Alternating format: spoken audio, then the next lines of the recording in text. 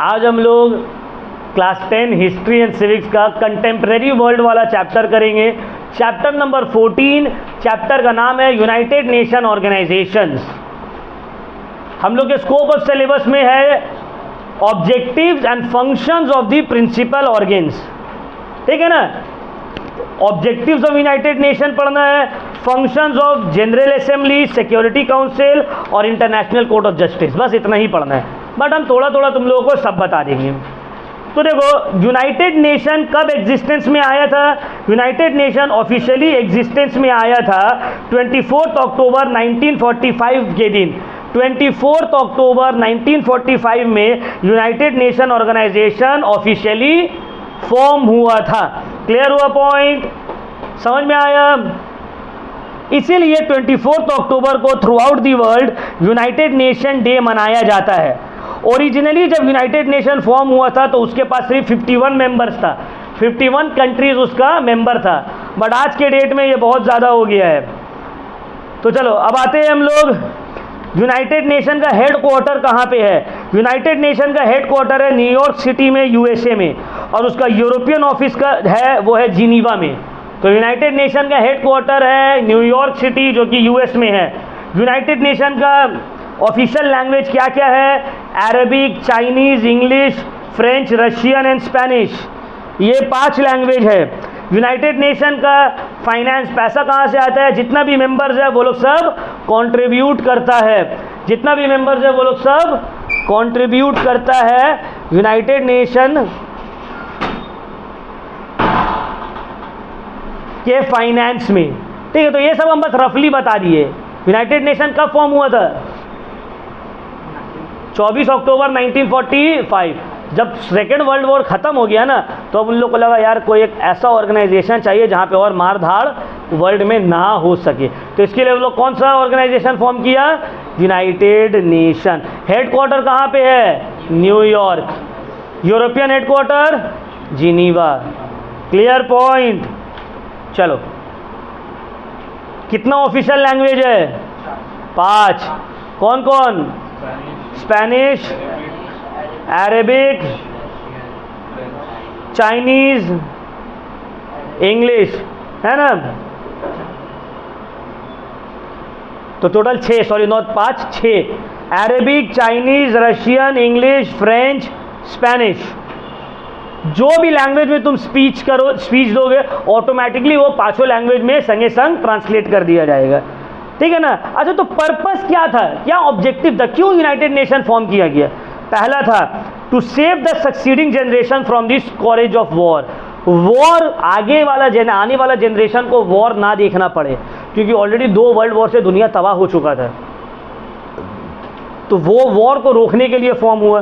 दूसरा, international piece को maintain करने के लिए, कि इंटरनेशनल पीस और भंग ना हो, नेशंस आपस में फ्रेंडली रिलेशन रखे। समझ में आ रहा है? सब कंट्री के बीच में आपस में फ्रेंडली रिलेशन रहे, इंटरनेशनल लॉ और इंटरनेशनल एग्रीमेंट्स को रिस्पेक्ट किया जाए, ये सब ऑब्जेक्टिव था। ह्यूमन राइट्स वायलेट ना हो वर्ल्ड में कहीं पे भी, और सोशल प्रोग्रेस और स्टैंडर्ड ऑफ लिविंग को बेहतर किया जाए। ये सब रीज़न है कि मेरा यूनाइटेड नेशन, मेरा नहीं मतलब यूनाइटेड नेशन फॉर्म हुआ। ठीक है ना? ये सब ऑब्जेक्टिव था यूनाइटेड नेशन का फॉर्म करने। एकदम इजी है। क्या? वॉर ना हो, हिंदी में अगर बताएं तो वॉर ना हो, पीस मेंटेन रहे, सब नेशन में अच्छा फ्रेंडली रिलेशन रहे। ठीक है, इंटरनेशनल रूल्स और इंटरनेशनल एग्रीमेंट्स को रिस्पेक्ट दिया जाए, ह्यूमन राइट्स को प्रोटेक्ट करके रखा जाए, और स्टैंडर्ड ऑफ लिविंग और सोशल प्रोग्रेस हो वर्ल्ड में। ये सब के लिए फॉर्म हुआ था, बस एकदम ईजी। ऑब्जेक्टिव समझ में आ गया? तो अच्छा, principal organs of the United Nation. United Nation का बहुत सारा ऑर्गेन्स है। ऑर्गेन्स मतलब डिपार्टमेंट्स बोल लो, अलग अलग डिपार्टमेंट्स है। अब इसमें से 3 हम लोग के सिलेबस में है तो बहुत सारा।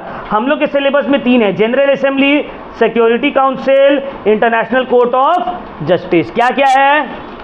General Assembly, Security council, international Court of justice. अभी हम अपने तरफ से नहीं बोल रहे हैं, ये तुम सिलेबस चेक कर लो, आईसीएसई के वेबसाइट में तुमको मिल जाएगा, यही 3 है।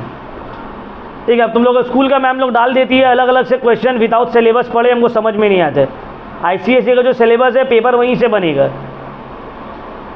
तो चलो आते हैं जनरल असेंबली में पहले। तो General Assembly composition, all the members of the United Nation are the members of the General Assembly. जो भी कंट्री यूनाइटेड नेशन का मेंबर है तो मतलब वो जनरल असेंबली का भी मेंबर, मतलब एक तरह का पार्लियामेंट है, वर्ल्ड का पार्लियामेंट। समझ में आ रहा बात? General assembly. अब असेंबली हर साल सितंबर में मीट करता है, साल में एक बार सितंबर में, ठीक है। तो ये क्या है? पार्लियामेंट ऑफ नेशन है। हर कंट्री 5 मेंबर भेजता है जनरल असेंबली में। हर कंट्री 5 मेंबर तक मैक्सिमम भेज सकता है, लेकिन हर कंट्री के पास एक ही वोट होगा। ऐसा नहीं है तुम 5 मेंबर भेज दिए तो तुम्हारा 5 वोट हो जाएगा, नहीं।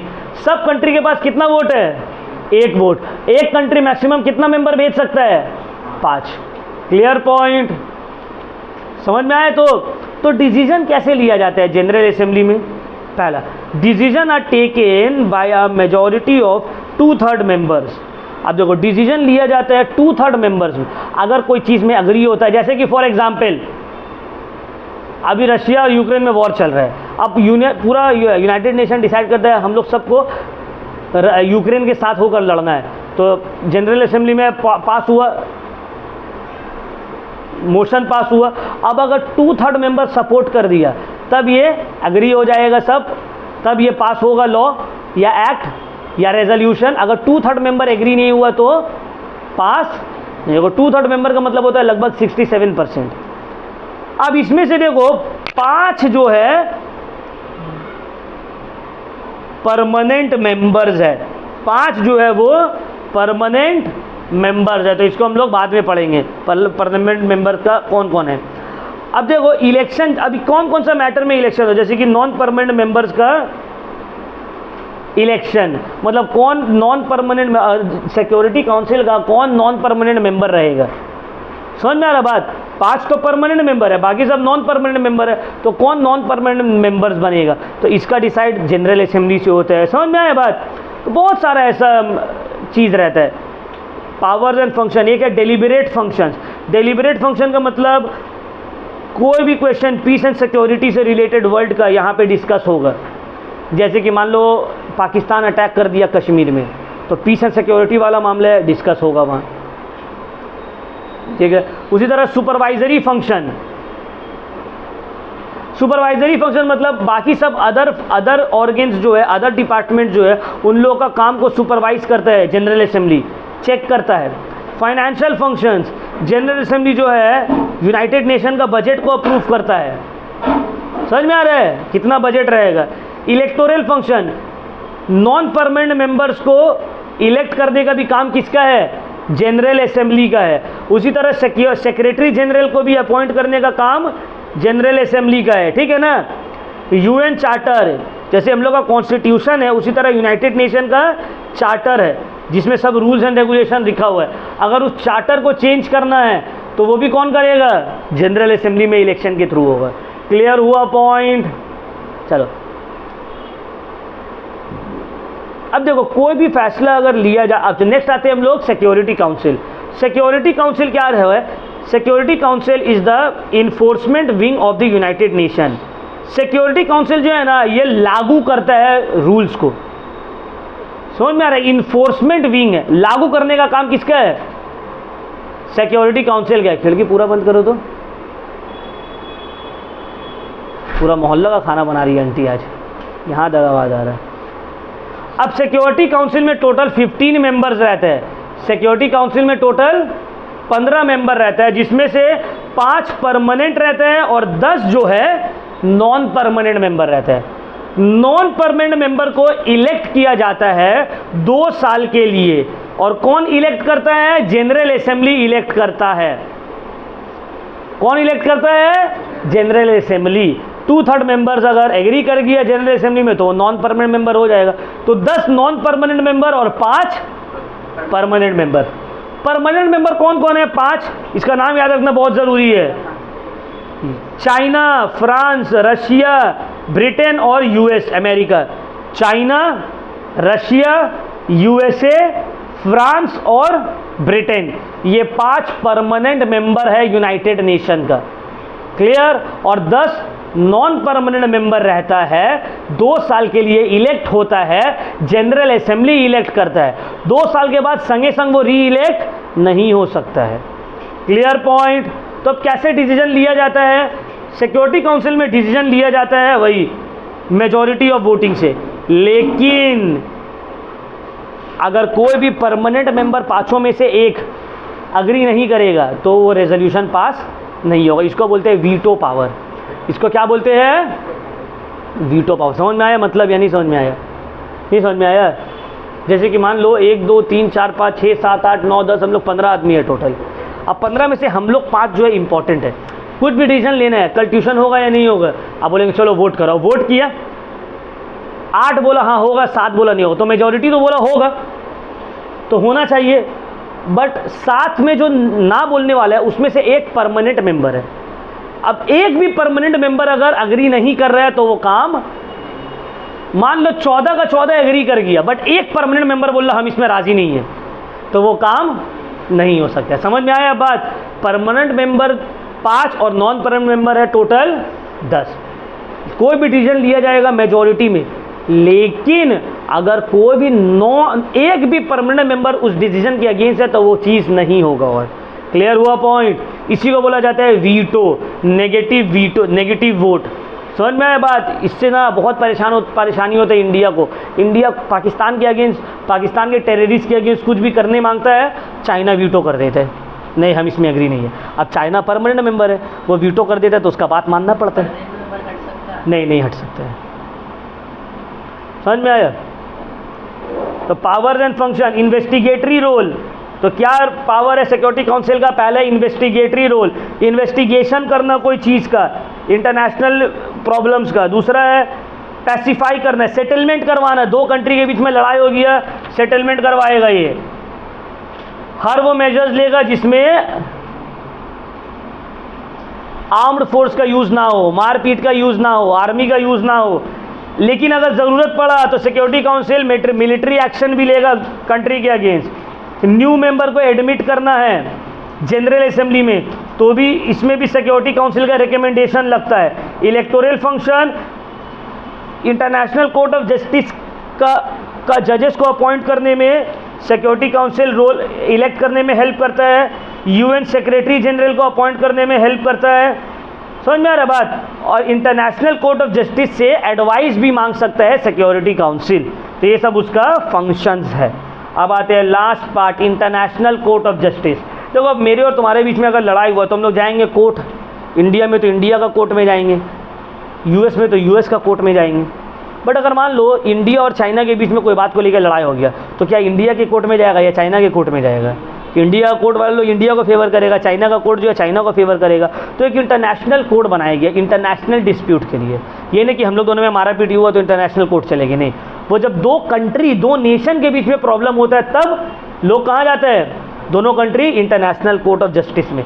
जैसे कि पाकिस्तान से हम लोग का एक सिटीज़न थे कुलभूषण यादव, उसको पाकिस्तान पकड़ लिया था जासूस बोलकर और बोला था फांसी दे देंगे, तो हम लोग फट से चले गए इंटरनेशनल कोर्ट ऑफ जस्टिस और वहाँ से बचा कर लेके आए। ठीक है? तो देखो इंटरनेशनल कोर्ट ऑफ जस्टिस का